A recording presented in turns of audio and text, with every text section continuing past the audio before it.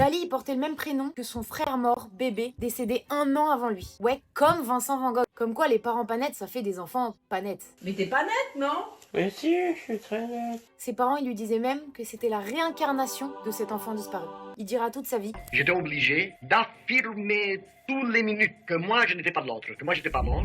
Dans l'ambiance de départ. Dali, il est rebaptisé Avida Dollar par le chef du surréalisme. C'est un anagramme de Salvador Dali. Tu changes les lettres et Avida Dollar, ça donne Salvador Dali. Traduction, avide d'argent. Et dans son génie, il transforme cette insulte en signature. Avant tout le monde, il comprend que l'artiste, c'est aussi une marque. Dali avait une phobie absolue, des sauterelles. Enfant, il aurait vu une sauterelle éventrée manger de l'intérieur, et pour lui, ça devient le symbole ultime de la mort et de la putréfaction. Regarde dans ses tableaux, il en met partout. Dali, il fuit pas ses peurs, il les transforme en images pour les contrôler. Son outil créatif préféré, c'était pas la drogue, contrairement à ce qu'on pourrait penser, c'était le sommeil. Il avait une technique infaillible pour accéder à son inconscient.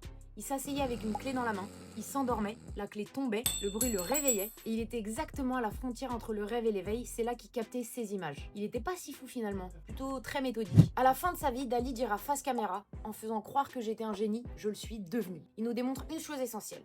Le talent ne suffit pas, il faut un récit pour rester dans l'histoire. Ça va aussi être vrai avec Van Gogh et je vais t'en parler dans un prochain épisode. Alors si tu veux comprendre l'art sans jamais te sentir con, abonne-toi.